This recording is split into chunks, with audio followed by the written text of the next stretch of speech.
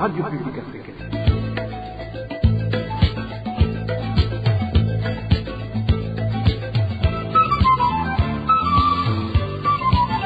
Radio Publique Africaine.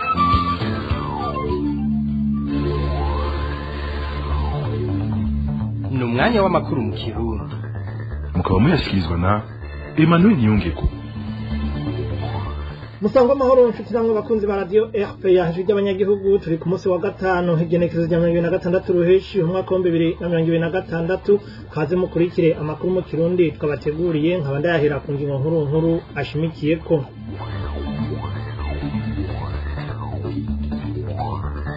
Mu Burundi haracibonekeza abantu baburezwe gufa ku buryo bunyomoje bamwe mbere babanje kuremenanirizwa hakaba n'abagira ko batabwa mu buroko kuri 2026 ruheshi hari haramutse hahimbazwa umunsi mpuzamakungu wahariwe gushigikira abakorewe ako kabi kabishe amashirahamwe atandukanye yagize icashikiriza ahanegura iyo ngendo mu gihe Burundi buri mu bihugu vyemeje amasezerano ajanye no gukinga ayo mabi.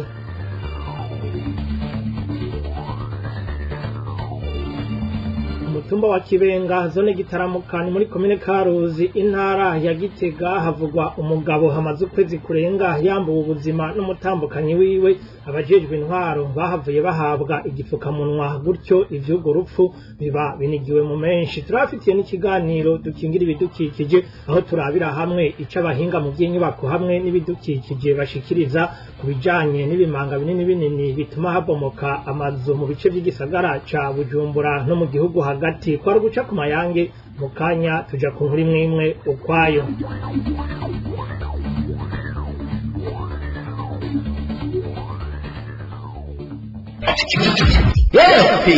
None ko mu ndabe garaje umukozi wa leta ngo tugende guhiga umukoresha wacu tujyana ibiganiro nibaza ko mwidodomba kuko mwaramubuze yari inyegeje numva ntibaramutora n'ubu nico tubago bavuga turasabye ibiganiro hagati y'abakozi n'abakoresha nuvuga hagati y'abakozi ba leta na leta none leta barayibuze nico tubago bayisaba ngo rero tuje hamwe twese tuje kuyirondera. Ahawe umenze kaba bandi bavuga ngo neva ngo duhe igitoro nkuko berega hari hirobire igitoro ngo neva ngo turashonje ngo kurya byazimvye aho kuja kurima ngo bibereke ari byinshi ngo neva duhe ivyo kurya byazimvye. Imyaka 6 mbere nobabwira mbere ko ataco ndakora kuko nariko ndiga narose diplome rero. None wewe waremewe iki wotwereka we kubira kufise icyo aze kwindura kuri iyi egejo tuzopfa none barasize kubaza ati wewe none kwisi vuga akantu kamwe konyene wahinduye aka kawe senzo vuga nk'iki cyo nari nzi nari gushobora kurya n'ubu ndabisize basigaye bariri nari tazosabo ngeze no basigaye bariri. Ndasubiye kubaramutsa duhere mu gisata cy'ubutungane na nabivuze mu ntangamarara hari umugabo yishwe akubiswe ubuhiri n'umukenyezi wiwe ku mutumba wa Kibenga zone Gitaramuka muri komine Karuzi intara ya Gitega haraciye ukwezi n'igice amakuru dukura ahi Karuzi avuga ko ivyo bikiba umugore yemeye icaha ko ari we yambuye ubuzima umunega wiwe mu nyuma abajejwe intwaro barakoze ibishoboka byose harimo n'iterabwoba mu gufukera ivyabaye bitumwe n'uburyo hamwe n'itongo uyo mugore yabahaye. None ndayishimiye aratubwira ibijanye n'ugo rupfu.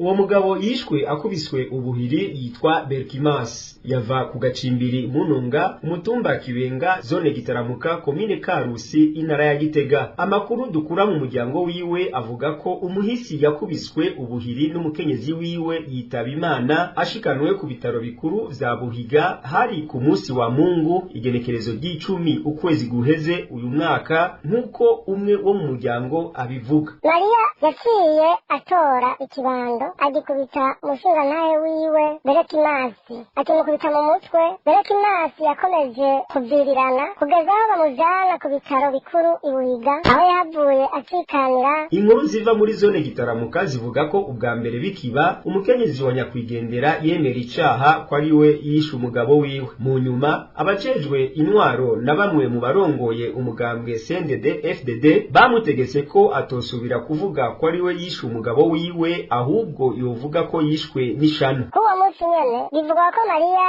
yiyemerera ko yakubise inkoni mu mutwe umushinga nawe wiwe Berkimasi. Chef de zone Riyazina Nduwimana Felix yahishikiye mu gitondo cyo ku munsi wa mbere ari kumwe n'abatware hamwe n'umukuru w'umutumba Gahungurora nabo bafatanije intwaro hamwe n'uburongoye umugambwe ku mutumba no gutwara imbonerakure Claver. Abo bose ngo bahavuye bapfunditse ko ata muntu n'umwe yohirahira ngo avuge ko Berkinasi yishwe n'umugore wiwe Maria, ahubwo ko Berkinasi yishwe n'ishyano. Abo banyagihugu bo muri komine Karusi baratangajwe no kubona inyamiramabi OPG ihejeje kugira amatohoza Maria gafungwa umunsi umwe gusa agacare kugwa. Abanyagihugu nabo baratewe ubwoba udasubira kuvuga ibijanye n'ubwo rupfu. Mbere uwo mukenyezi Maria yoba yaramaze kugurisha bimwe mu vyo umugabo we yasize nk'uko umwe wo mu muryango abandanya abivuga. Inyamiramabi OPG nabo bakorana bashitse ku rugo rw'uwo muhisi Berkinasi mu matohoza. Icyakurikiye kwabaye gupfunga Maria umunsi umwe gusa baramurekura aritahira, ariko ivyo vyose ngo vyabaye mu kuzimanganya iyo dosiye. Vyabaye Maria yamaze kugurisha bimwe mu bisizwe n'umugabo wiwe harimo n'itongo ry'iwabo wa Maria, ko rero uwo kwihenda akavuga ubwo rupfu azogira ingorane. Abo banyagihugu bo muri komine Karusi basaba ubutungane ko bwokora kuri iyo dosiye, nayo uwagirizwa icaha agashengezwa mu butungane. Nituraronka Vanessa Butoyi, musitanteri wa komine Karusi, kugira agira ico ashikiriza. Emmanuel Ndayishimiye urakenuye. Abadereva bane bunguruza abantu bari basohotse Burundi baciye ku mupaka wa Kobero hamwe n'abandi babiri bari binjiye mu Burundi bavuye mu gihugu kibanyi cy'u Rwanda bahagaritswe n'igipolisi mu gisagara ca Muyinga kuri uyu wa gatanu. Uburongoye igipolisi muri ako karere yagiriza abo bashoferi gutwara abantu mu gihugu cy'u Rwanda. Ni inkuru dushikirizwa na Janvier Nahazo. Muri abo bashoferi bahagaritswe kuri uno wa gatanu n'igipolisi mu gisagara ca Muyinga co kimwe nabo bari batwaye bane bagana ku mupaka wa Kobero aho baca binjira muri Tanzania kugira ngo babone kwinjira mu Rwanda, ariko hakaba n'abandi babiri bahagaritswe binjiye mu Burundi bazananye muri Tanzania. Urongoye igipolisi mu karere ka Buhumuza akaba yababwiye ko bibujijwe cane kuja mu gihugu c'u Rwanda nk'uko isoko ryacu ribimenyesha. Baratwara Ingozi umujenerali sinzi nanjye, ariko komiseri akaba ari mu ruforo. Umujenerali rero ngo akubita agatoki yuko nta bantu bagomba kuja mu Rwanda. Hakaba hari imodoka z'amavatiri zacu n'iz'abandi zisanga zizana abantu baje kwivuza, abanyeshuri baje gushaka viza za Canada. Na bose bakaba bahagaritse imodokari n'abashoferi bane, hagaritse polisi bitwaje agarikwa imodoka y'uwitwa Turi Cyatsengi, hagarikwa n'imodoka yitwa Iconi. Tuvugana izo modoka ziri kuri komisariya ya Muyinga. Aba bakiriya baje kubeshoboza bari muri izo modokari n'abashoferi. Uwo mugendera yaje kubumviriza ubunyane ababwira ko batemewe kwinjira mu gihugu cy'u Rwanda. Nubwo biruko n'amafaranga ya ruswa batangishwa kugira ngo bemererwe guca kuri uyo mupaka wa Kobero yoba arimwo mu ntandaro y'iryo hagarikwa ryabo nk'uko isoko ryacu ribandanya ribimenyesha. Kareka n'amahera dutanga ni manda kuvuka abashoferi bashaka kugura inzira ngo bakore bonyene. Abashoferi barayigura batanze amahera angana n'imiliyoni 10 z'amarundi. Nyuma ivyo birasendwa baca bashyiraho itegeko yuko imodoka yose izozica ku mupaka igiye mu Rwanda, imodoka ntoyi yatanga ibihumbi 100 by'amarundi. Abashoferi bayaha ushinzwe igipolisi n'ushinzwe iperereza mu mupaka. Ayo mafaranga rero abo bategetsi hari ibyo bikaba byajyandiramo. Mu ruganda rwa RPA tukaba tutarashobora kuronka abo barongoye igipolisi mu karere ka Buhumuza. Amakuru twahavuye tumenya nuko abo badereva bafashwe bagomba gusohoka Burundi bahavuye barekugwa inyuma y'amasaha 6 bamaze bapfunzwe, ariko bakaba basubijwe umwidegemvyo babanje gucibwa ihadabu. Uwufise imodoka y'ibibanza 7 bita Voxi yaciwe amafaranga miliyoni 3, nayo uwufise imodoka y'ibibanza 4 atangishwa 1 miliyoni w'amafaranga y'amarundi. Tubandanirize mu by'intwaro. Umukuru w'igihugu c'u Burundi Evariste Ndayishimiye ntahengeshanya gukindaga abarundi bugarijwe n'ubukene butagira izina, ha gufata ingingo zibafasha gutora akoyokwe. Uno munsi tugaruka ku majambo amwamwe yerekana ko Ndayishimiye arajwe ishinga n'itunga ry'urugo rwiwe gusa. Eric Niyonzima yabiduteguriye. Mu gihugu cy'u Burundi na hose usanga ibiciro vy'ivyankenerwa vyarabaye murengera, ndetse abarundi benshi bakaba batagishoboye kwibeshaho. Ariko umukuru w'igihugu abajijwe kuri ico kibazo kugira abarundi babashe kubaho, Ndayishimiye we yitanga k'akarorero kwihunja rijya nawe imbere yo kubabwira ko umuntu ajya akurikije uburyo afise. Abidoga ngo ibintu birazimvye genda muvyironderera. None je ndigera ndababwira ko ibiraya bizimvye, ndigera ndababwira ko ibiharage bizimvye kandi ndabifise, ndigera ndababwira ko ibigori bizimvye kandi ndabifise. Cenja muri stock wanje jewe ndafise nk'ubu itoni irenga ya mire, ndafise itoni zingahe ibiyoba, ndafise itoni nka 5 z'ibigori nza ndasya, ndafise ibiharage muri stock, ndafise umuceri muri stock. Neje nkandazi ko bizimvye none no bimenya gute? Wewe acari hasi ya iringana n'ingene ungana ushaka kurya byinshi byiza. Evariste Ndayishimiye ntagarukiza ngaho kuko mu mvugo yiwe ntahengeshanya gukora kwitama abatagira telefoni ca ruguru no kubaratira ibikorwa by'ubworozi ariko arakora bigiye kumuha itunga. Rero nko murazi ko noroye imisiba je ho bucumbaza ngo noro imisiba ngo nko bungu yorora ngo ikoreshe ikiro c'imisiba bibaza ko ndakigurisha ngaha abibaza ko mu 300 nkaguha twabye twumvikana no muhungu araho yorora isazi yaramaze no kumpa proforma yuko tujya twe nkorota isazi original. Mugira abarundi bamuhanze amaso mbere nabo biteze kagira icakoze ngo bave mu bukene. Ndayishimiye we abarika harura ingene yokoresha muri yaridi w'amarundi yerekana ko ufise adapfa kenye, naho wogira ngo mu Burundi bakena batawufise mu bubiko bwabo. Je wundusha itunga naze gaha tuharure dushira ha kumeza ndaba yandusha tuyaharura amahera dufise witwa ko ari ubutunza ndusha sa muri yaridi nawe nyene nasaze udahera kwe bashaka kugira icyamahera muri yaridi nasaze aramahera dahera yaharure nawe umve ubunyene bawuguhe urabe kutazorinda upfa utarawu je narabiharuye sha none urya ibihumbi 200 ku munsi ntuburi mwana wumwe pare juru urya 200 uri mwana wumwe sawa ujya desamire pare juru muri yaridi urya imisi la ibihumbi 5 imisi ibihumbi 5 imyaka 13 urumva imyaka 13 wiyicariye usa wiya desamire pare juru uyu munsi desamire ejo desamire higa ise desamire urumva warayiborewe hari igihe uziba warayiborewe ziraguhoma kandi ashaka kuzinywa gushikaho ziguhoma ukaziheba kompletema hari n'igihe rero tutagwara igitigu ugacupa n'ingoro. Uko umwaka utashe mu nteguro y'amafaranga igihugu gikoresha hama harimo amahera atagira ukangana ategekanirizwa umukuru w'igihugu kugira beho neza atakimuvuna hambavu yandi mahera ahembwa. Ivyo vyose bikaba bikorwa kugira ntihagire ikimusamaza abashe kwitaho inyungu ndetse atunganiriza abarundi, ariko ivyo vyose arabirengako akaja mu rudandazwa n'amashirahamwe atandukanye kugira ububiko bwiwe buhore bwuzuye atitaye ku marira y'abarundi. Mu makuru yacu yo hanyuma tuzogaruka ku majambo yo kwifatira mu gahanga imigwi imwe y'abarundi bakirumara mu buzima bw'abarundi aho bita imburakimazi.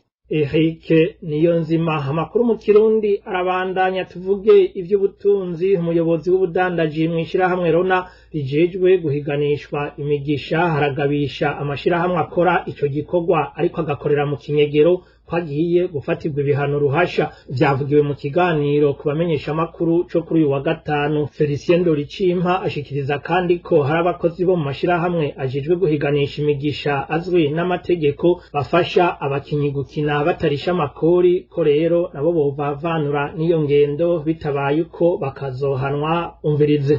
Biragaragara mwino misi ko hariho amashirahamwe yaba mu yasanzwe yemerewe imbere y'amategeko yaba ayakorera mu binwabi ariko ahamagarira abakinyi kubahurumbira kugira ngo bakine ariko atakori batanze. Uruhombo kuri Rona ndetse no kuri leta rukaba rwinjiye. Mu gihe kandi bizwi neza ko ihanahana ry'amafaranga muri izo nkino ribera mu mashirahamwe yabigenewe maison de paiement, hariko haribonekeza abaja bo mw'ibarabara des agents bariko barakora ibikorwa by'ayo mashirahamwe mu kinyegero, gutyo bigatuma Rona idashobora kubona ibiharuro byose by'amafaranga yaciye muri ico gisata, le depot canke yabikuwe le retrait. mu gihe c'isuzuma rya buri munsi kugira ngo haboneke amafaranga azotangwa ku kwezi hisunzwe amategeko. Hari n'amashirahamwe amaze iminsi arungika abantu bayo mu gihugu hagati kuyamenyekanisha, ariko twasanze by'ukuri hari byinyegeje inyuma, naco gituma Rona yafashe ingingo ko ata muntu n'umwe arekuriwe kuja kwamamaza ishirahamwe biriganisha umugisha atabifitiye uruhusha yahawe na Rona. Kuri ubwo rero ishirahamwe Rona rirateye akamo abantu cankwe ibisata bikuriki. Ubwa mbere, abakinyi bose bariko barondera iyo baja gukinira babanje kutariha ikori ry'ibice 10 ku madepo n'ibice 10 ku marotre, kubabanura n'iyo ngendo igayitse, kuko uzofatwa azohanwa bimwe biboneka n'icaha co guhungabanya ubutunzi bw'igihugu. Abaja bariko bakorera mu gihugu hagati bafasha abakinyi kubakirira amafaranga no kuyabaha mu kubafasha gukina canke kubikura batarishe ikori, abo bo ivyabo biratomoye, uzofatwa azobihanirwa n'amategeko gatwe kiwe. Turuhuke gato duce tubanaye n'amakuru mu Kirundi twabateguriye.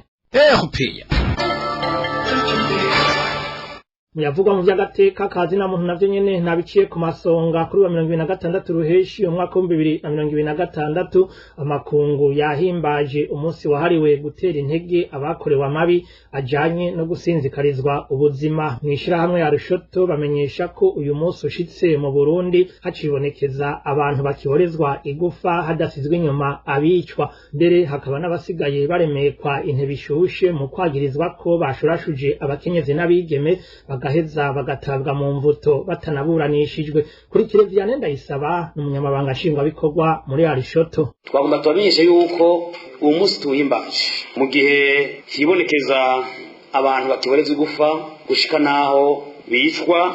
Twarabonye umucegeza Arishoto dufise abantu 8 barishwe n'inzego z'umutekano babanje guhohoterwa, kandi mu mabohero 11 agize igihugu c'u Burundi hariho abantu muri Arishoto dufise 124 bamaze umunyororo bakiri mu mvuto, 203 bejejwe bakiri mu mvuto, 217 barose ikigongo c'agateganyo bakiri mu mvuto, 12 barose ikigongo c'umukuru w'igihugu mu mwaka w'2024 bakiri mu mvuto gushika umunsi. Aha rero cyo dusaba leta y'u Burundi, hari imigwi imwe y'abanyororo bamaze iminyororo, turavuga nk'imfungwa za politike badashirwa mu bantu bategezwa bakorekurwa kugira baze gufasha kubaka igihugu. Mu cegeranyo cyo tufise abagabo 17 barahuye n'ihohoterwa rifatiye ku gitsina, aho mbere benshi uno munsi bafise ibibazo byo mu mutwe. Twagomba tumeje kandi k'abagabo 74 bapfunzwe ku karenganyo kuri montage ya viole yakozwe n'abagore kugira ngo bashobore kubatwara amatungo yabo. Muri Arishoto nyene abagabo 206 barapfunzwe kandi bongera bahagarikwa bidakurikije amategeko kugira bemezwe ku nguvu kwandikisha abana mu bitabo ndangamuntu muri komine, n'abakobwa bagiriza ko babateye inda bemera abana ku nguvu atabutungane bukoze. Dusavye abaprokireri n'abamagistra, abajiji n'abaopeji n'inzego z'igihugu ku munsi twibuka abantu bahuye n'amabanga batandukanye akarenganyo guhohoterwa. Ikintu ca viole bakigire ko cyo bita attention caba igikoresho ku bakobwa bamwe mu kugomba kwiba amatungo y'abagabo bamwe babitoze bitonze n'ubwenge bwinshi n'amategeko, kuko uno munsi birahari mugabo n'abakobwa besha ni benshi. uwo yari Vianney Ndayisaba umunyamabanga nshingwabikorwa mw'ishirahamwe Arishoto. Mu gihugu c'u Burundi rero ibikorwa vyo kuboreza igufa co kimwe n'ibindi bisinzikariza ubuzima kiremwa muntu bibandanya ukuri kwamye mu gihe Burundi bwateye igikumu ku masezerano abuza ivyo vyaha. Ivyo bishikirizwa n'amashirahamwe atandukanye y'abaharanira agateka ka zina muntu mu Burundi arimwo Akate Burundi, SOS Torture, umuhari uhurikiyemwo abakenyezi n'abigeme Inamahoro, aho naho nyene bari baramutse bahimbaza umunsi mpuzamakungu wahariwe gushigikira abakorewe amabi ajanye no gusinzikarizwa ubuzima. Mw'itangazo ryayo ayo mashirahamwe arababazwa no kubona abagirizwa ayo mabi babandanya kwidegemvya hanyuma bene kuyakorerwa nabo ntibatunganirizwe. Dutege yompi umushingwamanza Felix Niyonkuru yaserukiye Kavibe rimwe muri ayo mashirahamwe. Kuri uyu munsi mpuzamakungu wahariwe gushigikira abahohotewe n'inyicarubozo, amashirahamwe yaharanira agateka ka zina muntu mu Burundi ariyo Akate Burundi, SOS Torture Burundi, Mouvement Inamahoro, Grand Juris na Kavibe afatikanije n'abafatanyabikorwa bayo ku rwego mpuzamakungu aribo FIACAT, OMCT na CCPR yashize ahabona itangazo rihuriweko rifise umutwe ugira uti ubutungane ku barokotse iyicarubozo mu Burundi, intambanyi n'ivyizigiro. Muri iryo tangazo ayo mashirahamwe arerekana ko inyuma y'imyaka irenga 10 iheze ikibazo cy'u Burundi gitanguye kuva mu mwaka wa 2015 ibikorwa by'inyicarubozo n'ibindi bihonyanga agateka ka zina muntu bikibandanya gukorwa naho Burundi bwasinye kandi bukemeza amasezerano mpuzamakungu abuza Burundi ico caha. Amakuru amaze imyaka akoranirizwa hamwe n'ayo mashirahamwe arerekana neza ko abantu benshi baguma bahohoterwa cyane cyane batavuga rumwe n'ubutegetsi canke abakwekwa ko kurwanya abaharanira agateka ka zina muntu, abamenyesha amakuru, abanwanyi b'amashirahamwe yigenga hamwe n'abakenyezi n'ugwaruka. Ayo mashirahamwe amenyesha kandi ko abarokotse iyicarubozo baguma babuzwa gushikira ubutungane mu gihe abagirizwa gukora ivyo vyaha babandanya kutabibazwa.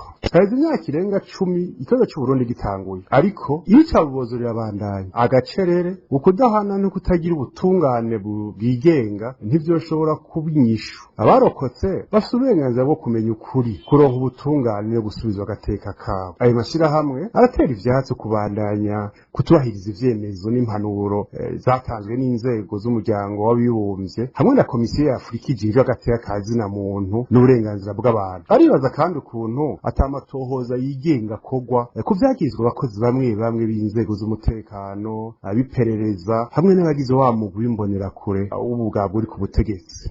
Bimwe mu byo aya mashirahamwe asaba harimo guhamagarira leta gukora amatohoza yigenga kugira abakorewe amabi baronswe ubutungane bubakwiye hamwe no kubaha indishi y'akababaro ku byo bakorewe. N'ubudutege yompi umushingwamanza Felix Niyonkuru arongoye urunani Kavibe. Kuvyivyo ayo mashirahamwe arasaba leta y'u Burundi ubwa mbere guhagarika atayandi mananiza ibikorwa byose by'icarubozo n'ivy'ihohoterwa rikorerwa abanyagihugu, gutanguza amatohoza yigenga adahengamye ku ruhande na rumwe kugira abakoze ayo mabi babihabazwe hisunzwe amategeko, gushira mu ngiro impanuro n'ingingo byafashwe n'inzego mpuzamakungu nizo ku rwego mbere rwa Afrika zijejwe agateka ka zina muntu, guha abarokotse uburenganzira bwo kuronka ubutungane, indishi zibakwiye hamwe n'imfashanyo zose zibafasha gusubira kubaho neza. Ayo mashirahamwe arasaba kandi amakungu, ibihugu by'abagenzi b'u Burundi hamwe n'inzego mpuzamakungu kubandanya bikurikiranira hafi vy'agateka ka zina muntu mu Burundi no gushigikira ibikorwa bifasha barokotse yicarubozo. Muri uwo mugambi nyene ayo mashirahamwe yateguye ikiganiro mpuzamakungu kiza kubera ku rubuga Zoom kuri uyu wa gatanu igerekerezanya 2026 ruheshi 2026 kuva isaha 9 z'umuhingamo gushika isaha 11 isaha y'Ubujumbura. Ivyo biganiro bizokwibanda ku ngorane abarokotse bahura nazo mu kurondera ubutungane no ku buryo mbere bwo kwifashisha inzego mpuzamakungu zisigaye zibakingira. Ayo mashirahamwe asubiramwo ko azobananya kugenda iruhande rw'abarokotse n'imiryango yabo mu rugamba rwo kurondera ukuri, ubutungane n'indishi zibakwiriye. Abarokotse iyicarubozo ntibasaba imbabazi canke ubutoni, basaba ko amategeko yubahirizwa, ko babikoze bo bibazwa kandi ko abo byagize ingaruka nabo bomenya ukuri, ubutunganye n'indishi zibakwiye zikaboneka. Kugwanya kudahana niyo nzira yonyene y'igukinga kugira ayo mabi ntaziyongere gusubira. tukivuga ibijanye no gutoteza hamwe no gusinzikaza ubuzima bwa kiremwa muntu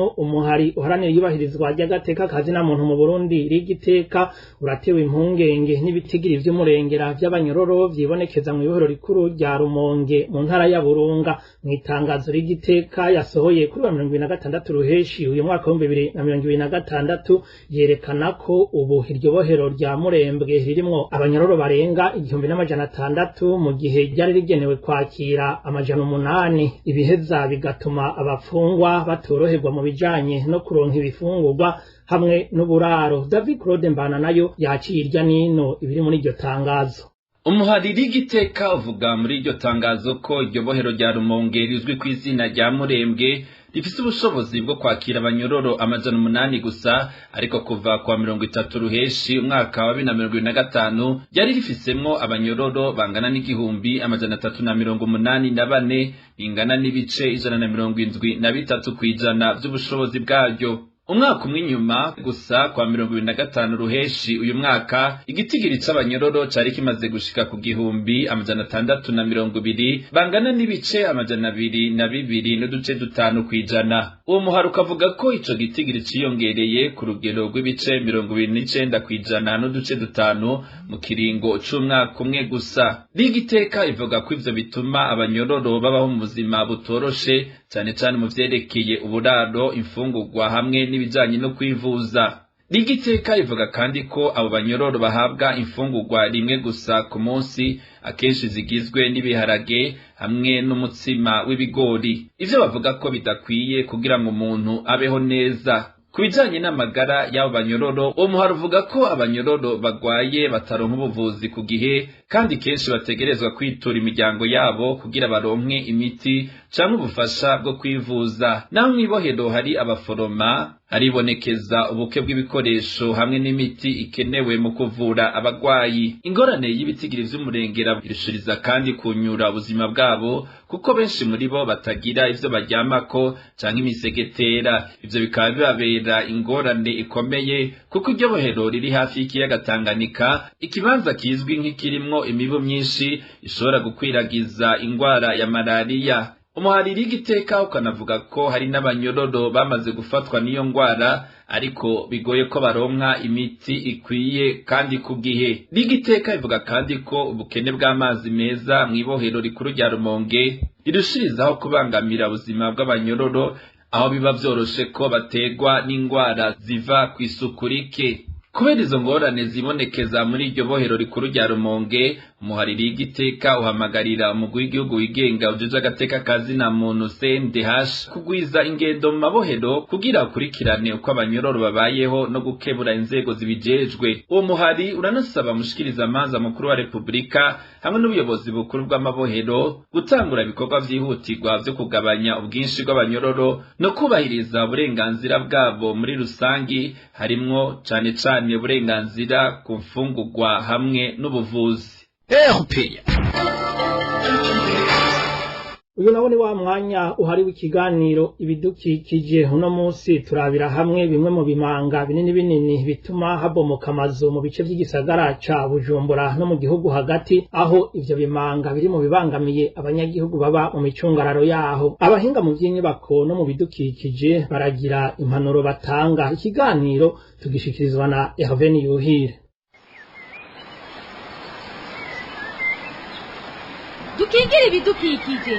Dukingire ibidukikije ni ikiganiro gihamagarira abanyagihugu bose ibisata bitandukanye kumenya ko ibidukikije ari byo soko ry'iterambere n'amagara meza ku bantu no ku binyabuzima. Ikiganiro dukingire ibidukikije mugitegurirwa mukagishikirizwa na Radio Publique Africaine ijwi ry'abanyagihugu. Muriwe neza nshuti bakunze ibiganiro dukingire ibidukikije. Ikiganiro mwo mukurikira kuri RPA imisi yose ya gatanu mu bice bimwe bimwe by'igisagara ca Bujumbura no mu ntara za Gitega na Kayanza mu ntara Butanyerera hariborekeza ibimanga binini binini, isi nayo ikatimigaga, amazu ahegereye agasitagurika, mbere hamwe na hamwe abanyagihugu bakomoka. Mbega ivyo bimanga vyo biterwa n'iki? Nibihe bikorwa vyokorwa kugira ngo ahantu nk'aho abanyagihugu bakingirwe. Abahinga mu bijyanye n'inyubako no mu bidukikije babivuga ku iki.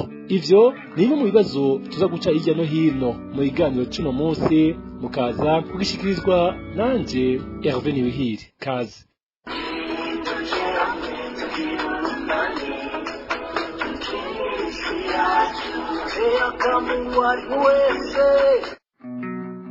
Abanyagihugu baba hegereye ahari imanga birahitwa mu Kamesa muri zone Musaga, Isororezo muri zone ya Kanyosha no ku mutumba w'Interekwa muri zone ya Gihosha bavuga ko ibimanga bihari bimaze igihe kitari gito kandi bibandanya gushika ubu kwimburuka, mbere n'amazu amwe akaba amaze kubomoka. Icyo kimanga kihari kimaze imyaka itari mike, mugabo kirakura bivanye n'ibikorwa n'abantu. Kiramaze kubona bitari bike, amazu menshi amaze kugwayo muri imyaka 3 iheze, amaze kugwa amazu arenga 5. Urumva rero mu Kamesa turi hagati y'imanga, ni kuvuga Kanyosha n'iki kimanga cya Kamesa. Rero iki kimanga cya Kamesa rero kimburuka cyane kubera ko ayo mazi y'umwuga Kamesa yisesa muri Kanyosha. Umwuga Kamesa akaba atamabuye arimo, akaba atamusenyi urimo, bituma rero kimburuka kubera ko uko Kanyosha rugira profondere ndende niko naco cimuruka. Hanyuma kuvuga impongodosho zigwayo, amazi yegera akagwayo akimburuka, na wa mwuga wa Kamesa rero abanyene bashaka kugendera ku burebure bwa Kanyosha. Abanyagihugu bahora baca hejuru yago baciye kuri ico kimanga ca Kamesa, baza mu Kamesa baja mu Kiganira, hari akararo kaheze kagiye kagweyo. Nibadukorera ikiraro kimwe kinyoganyogwa bita ko c'Abashinwa, nk'ikigabura Busoro na Kamesa kirahari, bakore nk'iki ntibarindire ko haza kuza uwundi mushinwa kubikora. Leta nibidufashe. Hanyuma iyo manga nayo ifurirwa, birakunda kwifurirwa kubera boshiramwo umusenyi, bashiramo amabuye, vyotuma amazi ashaka ataguma ajana ivu, kiguma kimburuka. Kuva aho risenyukiye rirengana nk'uko ryarengana igihita, harya ribarabara ryiza ryorohereza n'abanyagihugu kurengana, haba ku maguru, haba ku mamoto, haba ku modoka, ryarengana vyoroshe. Haba ivyo bazanye gashika n'ingoga iyo bija, bigatuma biza bizimbuye, kandi bigatuma n'umunyagihugu asumye aca bituma kandi bizimbuye. Mugo ubu urumva barinze babizana bagasubira kuvyikoreza, bavyikoreza kuri ya mafaranga yiyongera kuvyo yaranguye. Nawe rero amaze kubiduza ku mitwe y'abantu basubira kubisomba, niho vya bindi rero ashitse aho abidandariza akabisubira bikazimba, abanyagihugu kubona we nyene acavuga ati sinokora mpomba. Ahandi hibonekeza ibimanga binini ni mu gihugu hagati, cyane cyane mu gisagara ca Gitega. Aha twovuga aho bita mu Magarama na Kabashikiro. Ivyo bimanga bimwe bifise imetero kuva ku 10, ibindi 50 uja mu kuzimu. Abanyagihugu baho bavuga ko ivyo bimanga bibabangamiye cyane kuko bitera vyaguka uko imyaka ihera, kandi ko n'abantu babandanya kuhasiga ubuzima baguyeyo.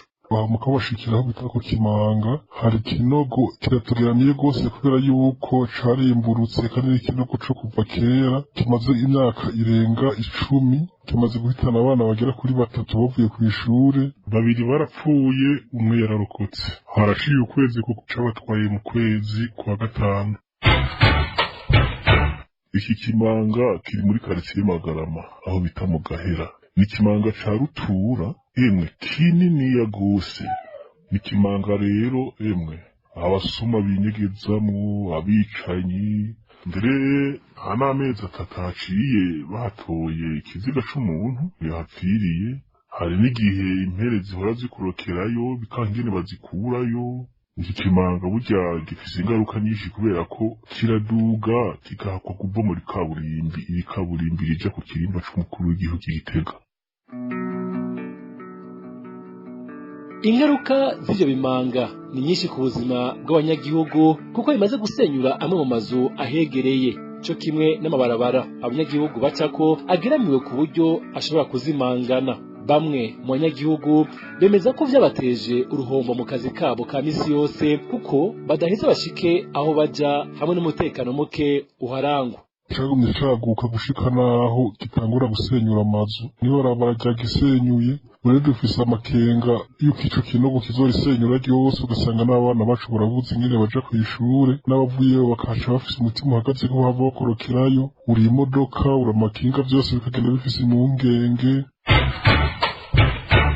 Iki kinogo gihera nko ku metero 200 uvuye mu ikaburimbi, aho mpande y'ikaburimbi inzu zanamaze gusenyuka ivyasigaye zisigaye ku maregarege. Hanyuma mu kuboko kw'ibubamfu hariho ishure bita la découverte, ni ukuvuga iryo naryo nyene atagikozwe bayi. Hanyuma hirya mu kuboko kw'uburyo hariho ikigo c'ababikira n'ivuriro bita Rukinkina, iryo naryo no kuvuga atagikozwe kikaguma caguka ni bayi. Hama kandi muri ibi binogo nyene mw'ijoro abasuma barinyegezamwo, ivyo vyose tukabishira mu ingaruka z'ibi binogo. Abana bo mw'ibarabara ugasanga baje kubiraramwo, abo usanga bategera abantu mbere kuba bafata no ku nguvu, abandi bakabiba amatelefone kubera babikitse ivyo binogo bakikinga nuko baba batabona. Ni ukuri turatabaje, badutabara abajejwe intwaro babifurire bazoba bakoze. Ahandi hibonekeza ibimanga binini ni mu gacimbiri Wiraro muri quartier Musave mu gisagara ca Kayanza mu ntara Butanyerera, aho hirya no hino yavyo hakikuje amazu abamwe abantu hamwe n'ibisigarira by'inzu zamaze gusenyuka biturutse ku kubomagurika kw'isi. Amazi menshi ava mu mihana yo muri iyo quartier yose yisukayo akaba ariyo ntandaro. Uwo munyagihugu yahora abura hari toborera canke nyine agatinya no kuritobora kubera gutinya. Uwo mutura ku mutwe butaratamanzura iyo yiteye mu ngundu y'igitoke canke iyo yisakiye mu gisaka, aho naho atari karakinjakinja mu mukenkekenke ukamuha imikora akabona kwikora mu gahugu. Nshuti bakunze bisamirizi RPA n'ibiganiro vyayo, turakiri mu kiganiro dukingira ibidukikije, aho turiko turabira hamwe ibijanye n'imanga zibonekeza ku bwinshi mu mihingo itandukanye y'igihugu, aho biheza bikagira ingaruka mbi ku buzima bw'abantu no ku nyubakwa zitandukanye ziba zegereye ahasanzwe hari ivyo bimanga. Umutumire wacu Jean Expert Kubwimana twahinduye izina ryiwe kuvuza umutekano, akaba n'umuhinga mu bikorwa vyo gutunganya ibisagara no gukurikirana ibikorwa vya leta, asigura ko ibijanye n'ivyo bimanga bituruka kw'itituka ry'ibidukikije, aho imisozi yose isigaye atagiti na kimwe ifise. Agasaba leta nyabuna gushiramwo inguvu nyinshi hagategwa ibiti hirya no hino ku misozi, anavunira akagohe kuraba uko yimura abantu kuko abenshi bubatse hafi y'inzuzi n'izo manga. Byerekeye gusadagurika kw'isi, henshi isi ntikigira ikintu kikingira, nta giti na kimwe kikihari, nta mizi y'ibiti ishobora gufatanya isi.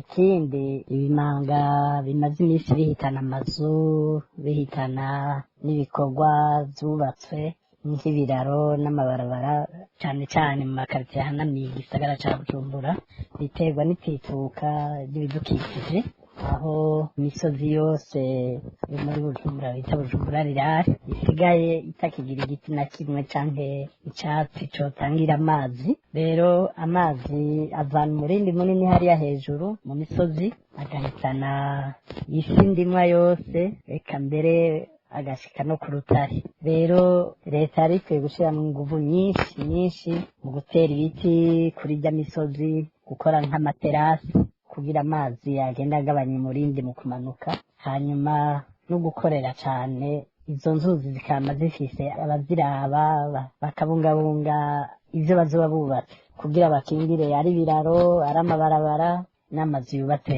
ku nkengera z'izo nzuzi. Biravye hari ukuntu umenga leta yarakuyemwo akarenge mu gufasha abanyagihugu. Ibintu vyose bikorwa ubundi biba bisabirwa uruhusha, ariko ubiravye hariho ico bita reconstruction anarchique ku buryo bigeramiye abantu.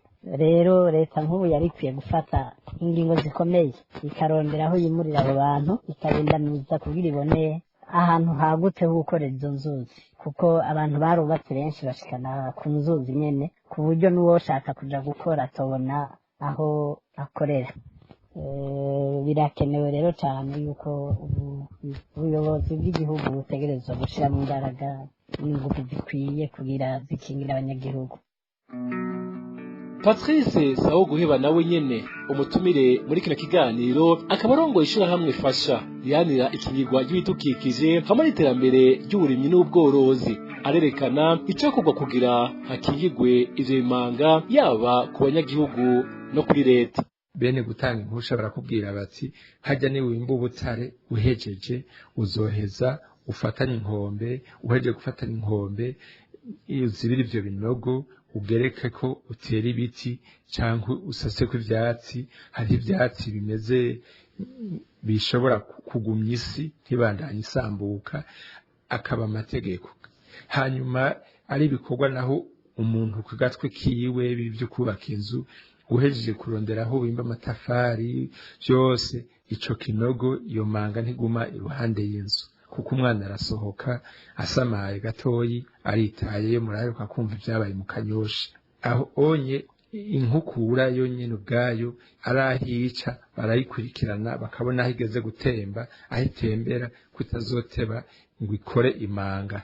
Abarundi bose ntibabo kwiga ngo urinde kuba waraminuje mu byo gukingira ibidukikije canke ngo ugire sociologie de l'environnement, ariko hariho ibintu bisanzwe umwe wese ayotegerejwe gukora yotegerejwe kubona no kubona yuko ahantu bagiye kwimba ikinogo ivyo bakuyeyo byose bahejeje nibace basubira bazibire batereko ibiti batereko ivyatsi hasubire habe isi nziza. Hanyuma ku nzuzi naho kubera ko uruzi mubana warusanze ngaho ashobora kuba umubanyi mubi canke mwiza mukabana, ariko no kurugendera kujya umuntu agendera uwundi.